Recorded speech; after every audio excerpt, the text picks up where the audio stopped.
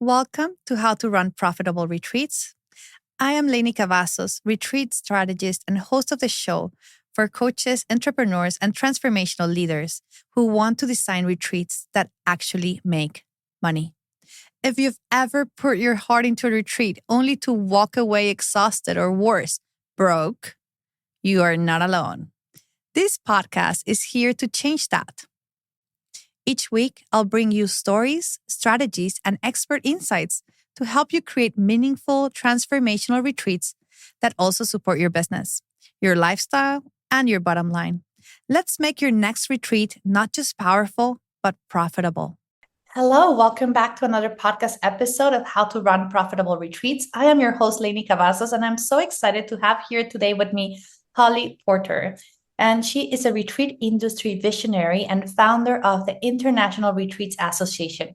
She empowers retreat leaders to create transformational experiences while building scalable income streams. And you all know me, how much I love that to say that retreats should be profitable. And she does it through leadership, advocacy, and community. And Holly is helping shape the future of our rapidly expanding global wellness movement. Holly, thank you so much for being here. Thank you for having me. Yeah, so first of all, I want to know, what was the reason you were like, okay, we need an international retreats association in this space? Well, it was a spiritual reason for me. I was writing my spiritual and personal development book on my near-death story, and I was just in a really good space, and I got this idea given to me, and I call it a God gift. Um, I wasn't interested in starting another company. I had enough on my plate, and it's just when you're tugged in the right direction and you're called to do something, then I think we should listen. And I've learned that from definitely my near-death whole experience. So I started focusing on going down the rabbit hole of figuring out like what was going to entail and everything, and realized that there's really not one that exists to encompass the whole ecosystem of retreats. And so I got my book done. That was my goal, was to set it aside and don't focus on it until the book was done, which was only, a few weeks later. And then in December of 2025, I incorporated the company and it's called International Retreat Association. So that's kind of like the fast speed up version of how it came about. And I mean, everyone who's listening, you're all into retreats. You're all considering either doing retreats or you're already hosting retreats. So I want you to pay attention to what Holly's saying from the sense of like, why would you want to belong to an association of retreat leaders? Yeah. Well, okay. So the International Retreat Association exists to cultivate, collaborate, trust, set global standards. There isn't any, and elevate professionalism across the global retreat industry. There's not values there. I'm an early adapter, if not anything else. I've had 12 startup companies, and they're not related. Yeah, another company that was retreat related, and that's why I listened to the calling a little deeper. I love the collaboration and building communities and building platforms when they don't really exist. That lights me up. I love change. I know a lot of people don't, but I feel like we have this like canvas, a clean slate, and we get to create what we want. And the only examples really we have are other associations and other industries. There's nothing for us to follow in this industry. So I just know the right people are showing up with the right heart about it, and it will just become, I mean, definitely value based and a great place to belong to. Yeah, and really what I'm hearing here is that, first of all, the entrepreneurial journey can be very lonely. Yeah. But then you go into retreats and it's even a little bit more because you feel you're swimming against the current and you need the support Yes. of other people. Yeah. You should not be doing this alone. And you don't have to. No. And that's why spaces like this are so important in the industry because the market is growing so fast that we're at a pace that it could lose its control. Yeah. Like we can already see it just from the trends from the financial space of wellness tourism, how much people are spending more and going on wellness travel, right? I think that people who go on wellness travel, they spend 141% more than those that do regular travel. So it's an industry of buyers. It's an industry of people who are willing to spend the money, right? So paying high ticket in order to get that problem solved that they're looking for. And they do not want to do it alone. Right. They don't want to go on these like, so the times where you go and live in a cave in India to find out who you are long gone. Yeah. We don't do So it alone. Nobody does it alone. no, and there's no need when you have places like the one you're building Yeah. to bring all these retreat leaders together, right? And I know you're going to have an advisory board that is also Mhm. filled with amazing retreat leaders out there that can help you and support you through your journey Yeah. so you can also move faster. Right. Definitely. Yeah, I mean, why figure it out on your own? The best, I mean, for me, I always seem to make the same, pardon me, the same mistakes 3 times before I figured it out. And like 3 times, that's like my magical number. And I just, I say to people, if you could figure it out watching somebody else's mistakes and not make those, how much faster can you move business along? How much faster can you create a community? Yeah, and I totally agree. And that's why like people come into like my master classes and then they work with me because they're like, why do it alone? Like, what's the point? If someone has already walked that path and then Yeah. they can show me how to do it better, Yeah. why would I try to become an expert on something that is not my zone of genius? Well, in life, there is a lot of things in life that are pay to play. You pay now or you pay later. You pay somehow or other. So a lot of people, they'll hear even their retreat attendees, oh, I don't have the money to do that. What's it going to cost you by not having that break in your life, going and get that transformation?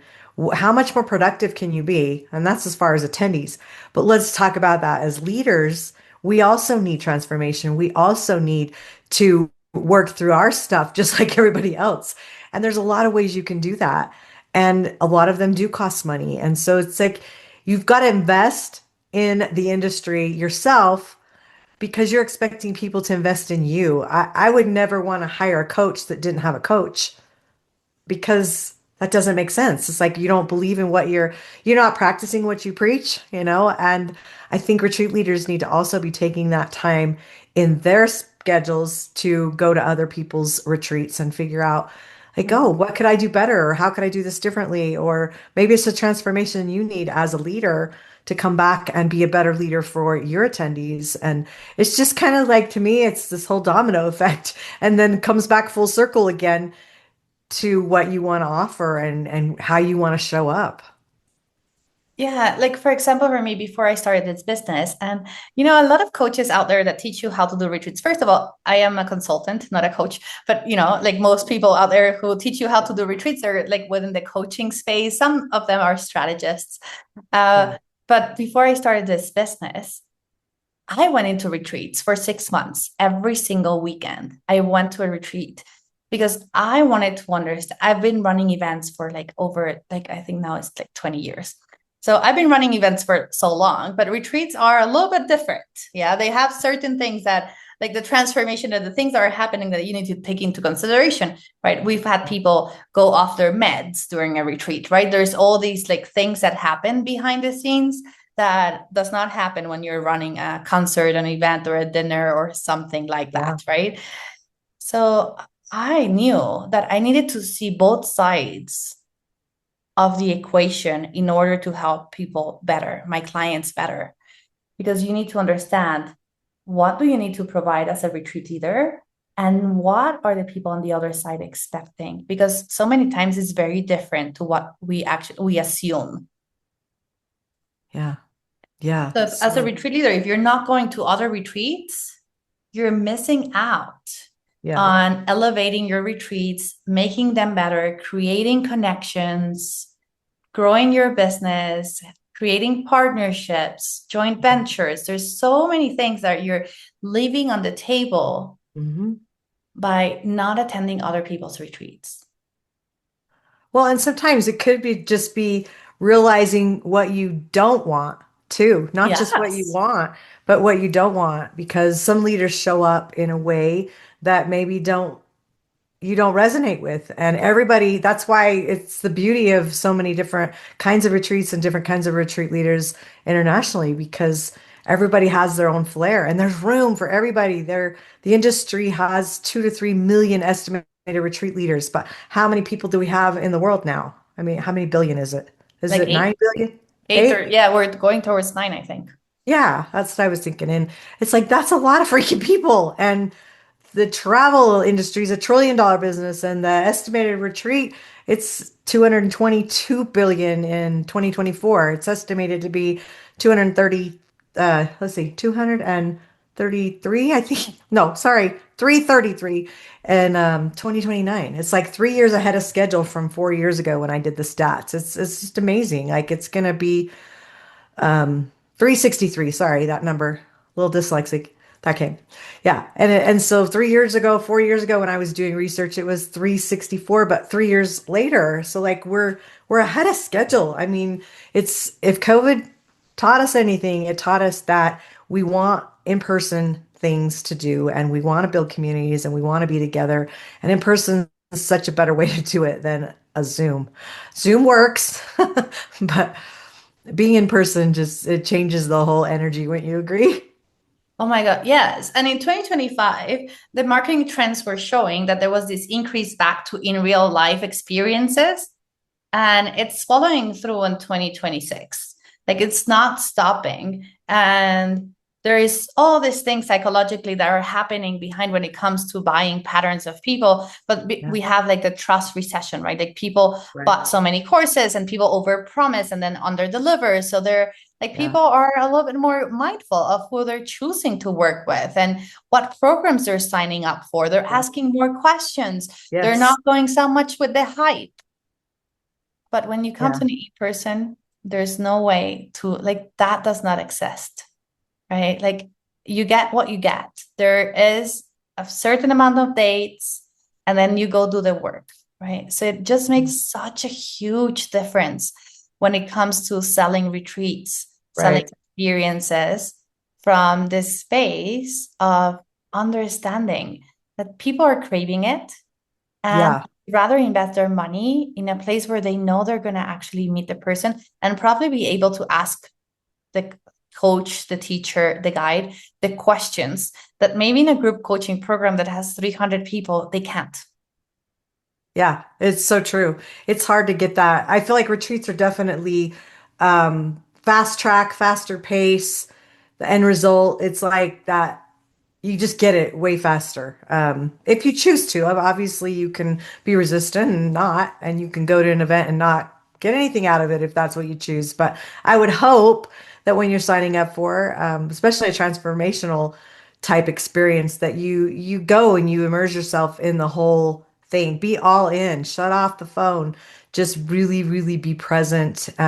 If I That's been my thing is learning to be present, and I mean years ago I raised 8 kids, so I had lots of teenagers in the house at once and they were all involved. I had four playing soccer on four different fields, and I was running a couple companies, plus I was like president of Rotary International, and I was actually over 1,400 soccer kids, like the regional commissioner. And I'm sitting there on the field and I'm showing up for them. And I've got my phone in my ear and I'm doing a real estate deal and I'm being productive, right? I wasn't present. I was all over the place. It was like you can't focus on that many things, and life just does that, especially women, especially the we're getting pulled in so many directions, and it's just getting that laser focus and really figuring out the why of things and the purpose of things, and retreats are just, I cannot think of a better place to go and do work like that where you can just come with an open, heart and just learn and grow and transform. And It's just maybe there's other options. I can't think of any. Well, the whole word retreat, right? It means you're retreating yourself from your day-to-day life. So Yeah. you're breaking the pattern, you're Yeah. changing the way you usually do things. And there's no other way than forward. Even the people who have the most resistance when they go to retreats, they might have a smaller transformation, but they still have a transformation. It's Yeah. still happening for them. And that is just Yeah. so powerful when you're thinking as yourself, for everyone who's listening it, as a retreat leader. You are changing the world. You're changing people's lives. You're creating transformation. Now, the truth of the industry is that like 80% of retreat leaders do not profit. Okay. And the usual phrase is, as long as I break even. Right. And I think this is the reason, Holly, you and me are in this place, because we want to change that. Yeah. If you're doing the work, you need to be compensated for it, period. Yes, you Yeah. need to. And it's so much work. And actually selling retreats, even though the quality of the qualified buyers and the people who say yes are very, very qualified, Yeah. is a lot more effort than selling an online course, because let's be honest, people need to see that the date works. Can I travel there? Right? There's Yeah. additional things that need to be considered when someone is saying, I'm going to a retreat. Right. Yeah, absolutely. So you're doing more work and then saying, it's okay if I break even.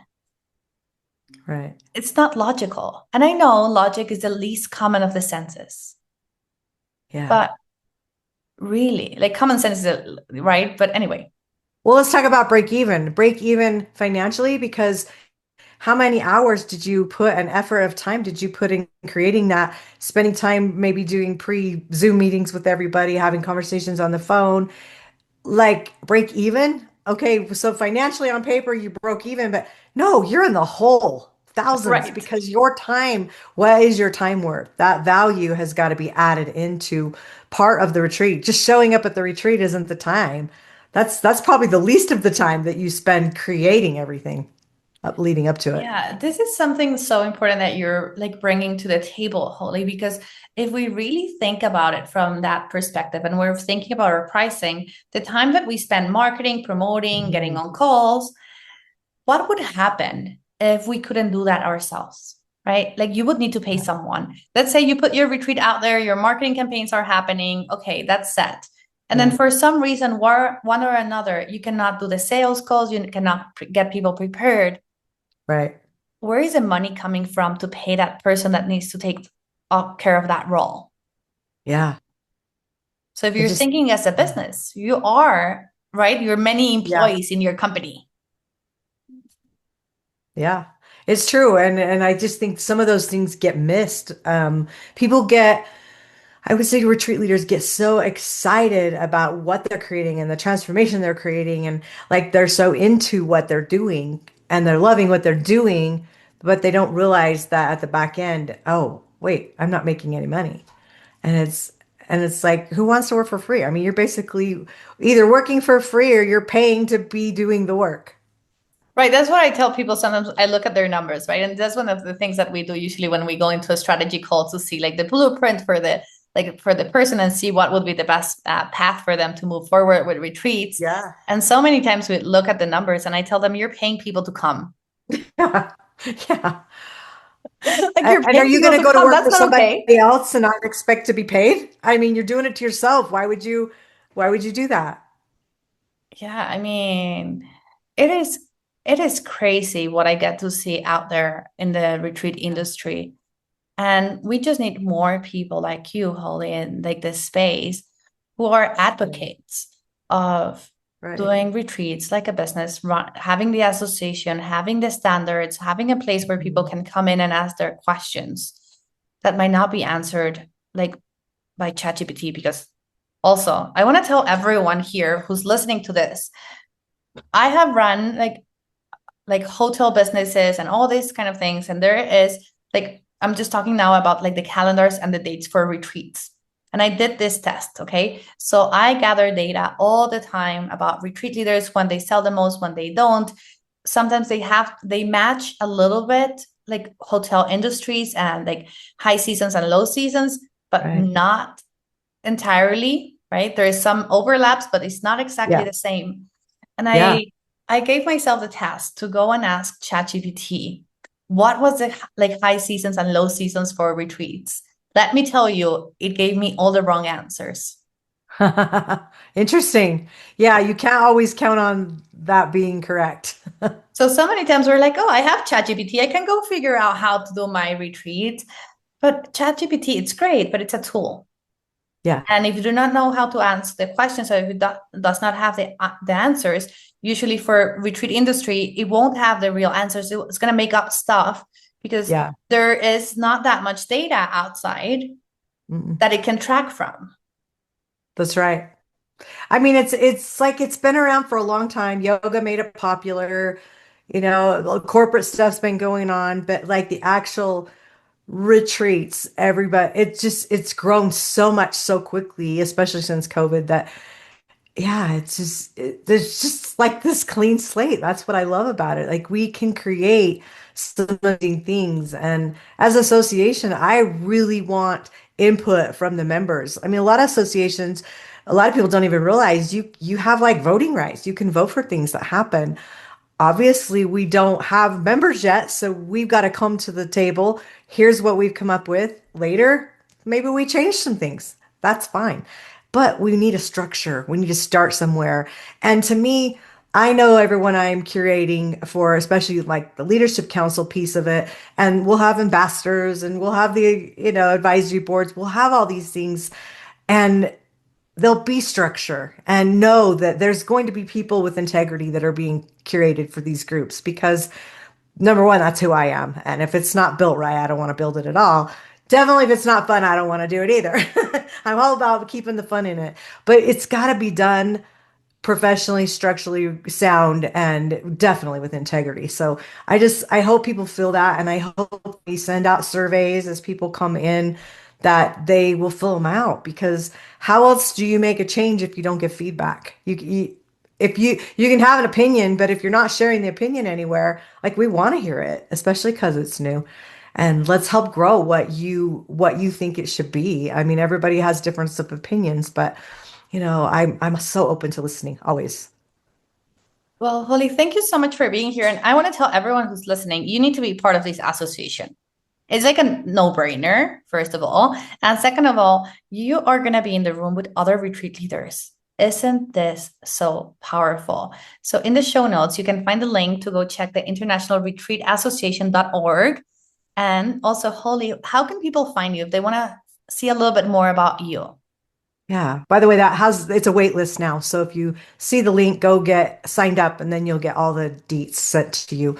So where can they find me right now? Really, I'm on all social media platforms. That one link will link you to social, my website, everything's on that one. So the link tree. So yeah, find it there and come and let's get connected. And even my email's on there. It's open. If you have comments, concerns, questions, I'm always open to listening.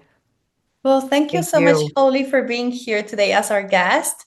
And I can't wait to see what is going to turn out of this association. And for everyone who's listening, thank you so much for being part of this episode. And join me in my next masterclass sold out on profitable retreats. You can find links on the show notes as well.